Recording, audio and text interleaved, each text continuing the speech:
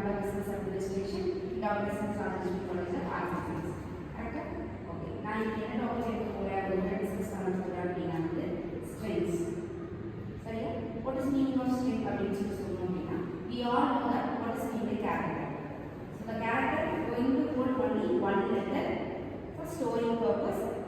It takes only one byte of data. But in case of strings, it is going to take collections of characters that is more than one letter is going to take. That is called as string. Okay, it is going to take how many number of bytes? Means 2 bytes of data it is going to hold. That is the difference between character and the strings. So character every 4 bytes of data it holding only one letter. So it must be enclosed with the single quotes. Like string again it is going to take more than one letter. It is enclosed by double quotes with 2 bytes of the data. So this is the string to character to differentiation. So this is what we are going to what are the functions it is going to cover. So this cover header file include. So header file include. What is the meaning of header file? So operations program perform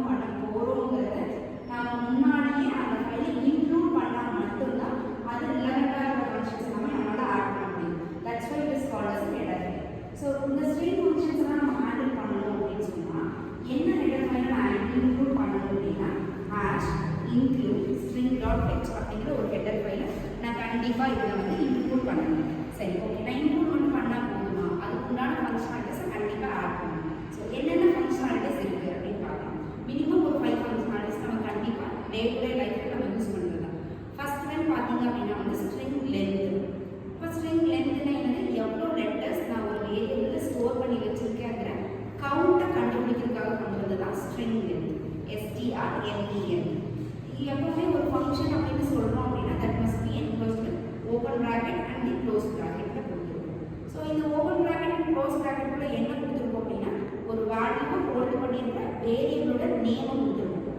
சரியா? அதனால தான் சொல்லலாம் அந்த function வேரியபிளோட name நம்ம உள்ள bracketல கொடுத்துட்டோம் அப்படினா கண்டிப்பா அந்த வேரியபிள்ல என்ன வேல்யூ வச்சிருக்கோமோ அதோட டோட்டல் கவுண்ட் வந்து சொல்லிடும். how many letters are there in the given variable அப்படிங்கிறது நமக்கு தெரியும். ஃபார் எக்ஸாம்பிள் நான் a welcome அப்படின்னு சொல்லி கொடுத்திருந்தேன் அப்படினா strlen bracketல a அப்படிங்கிற வேரியபிள் நேம் நான் பாஸ் பண்ணா போதும். that going to give the count of welcome as 7 letters welcome இருக்கு. சோ அதனால 7 அப்படிங்கிற string length நான் கண்டுபிடிக்க முடியும். செகண்ட் ஒன் பாத்தீங்க அப்படினா string copy. எப்பவுமே நமக்கு ஒரு நல்ல ஹாபிட் என்னது? ஒரு டூல வந்து நம்மளோட போட்டோவையோ இல்ல ஏதாவது வந்து ஒருத்தருக்கு ஷேர் பண்றோம், ஒரு எடிட் பண்றோம் அப்படினா ஒரு காப்பி ஆஃப் தி டேட்டா எடுத்து வச்சுக்கோம். That is means duplicate copy வந்து நம்ம போட்டு வச்சுக்கோம். ஸோ அந்த டூப்ளிகேட் காப்பியை என்னோட ப்ரோக்ராமிங்ல நான் எப்படி இன்க்ளூட் பண்ணணும் அப்படின்னா வந்து த்ரூ ஸ்ட்ரிங் காப்பி அப்படிங்கிற ஃபங்க்ஷன் மூலமாக தான் இன்க்ளூட் பண்ணணும். சிபிஒய் அப்படிங்கிறதா வந்து ஸ்ட்ரிங்கோட காப்பியோட ஃபங்க்ஷனாலிட்டிஸ். ஸோ இது என்ன பண்ணணும்? இதில் பார்த்தோம் அப்படின்னா சோர்ஸ் ஃபைலும் கொடுக்கணும், டெஸ்டினேஷன் ஃபைலும் கொடுக்கணும். What is mean by source file அப்படின்னா எந்த வேரியபிள் இருக்கிற வேல்யூவை நீங்கள் எந்த வேரியபிளுக்கு காப்பி பண்ண போறீங்க அப்படிங்கிறது தான் வந்து சோர்ஸ் ஃபைல். காப்பி பண்ணி நம்ம ஒரு வேரியபிளை ஸ்டோர் பண்ணிருக்கோம். That will be called as a destination file. So அதனால கண்டிப்பாக ஸ்ட்ரிங் காப்பியில் 2 வேரியபிளை நான் பாஸ் பண்ணணும். First one will be the source file, second one will be the destination. சரி எப்படி நான் கொடுக்கணும் அந்த ஃபைலில்? நான் 2 ஃபங்க்ஷன் 2 வேரியபிளை நான் பாஸ் பண்ணணும். First one will be the source file, second one will be the destination. எப்படி நான் கொடுக்கணும் அப்படின்னா strcpy bracketல destination file ஃபர்ஸ்ட் போடணும், கமா source file.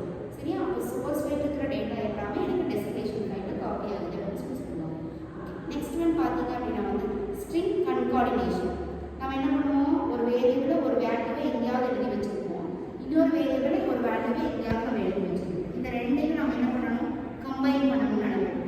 லைக் நம்ம ஜிமெயில்ல உங்களோட ஐடி வந்து கிரியேட் பண்ணும்போது ஃபர்ஸ்ட் நேம் என்னது, லாஸ்ட் நேம் என்னது, மிடில் நேம் என்னதுன்னு கேட்கும். ஆனால் நீங்கள் எல்லாமே அந்த கிரியேட்டிங் அக்கௌண்டிங் ப்ராசஸ் எல்லாம் முடிச்சதுக்கு அப்புறமா உங்களோட வெல்கம் மெசேஜில் பார்த்தீங்க அப்படின்னா ஃபர்ஸ்ட் நேமும் செகண்ட் லாஸ்ட் நேமும் ஜாயின் ஆகி உங்களுக்கு காமிச்சிருக்கும். ஸோ அது எப்படி நடக்குது அப்படின்னா த்ரூ தி ஸ்ட்ரிங் கேட், அதாவது ஸ்ட்ரிங் கன்கார்டினேஷன் அப்படிங்கிற ஒரு ஃபங்க்ஷனாலிட்டிஸ் வச்சு தான் நடத்திருக்காங்க. ஸோ இதுலேயும் அதே மாதிரி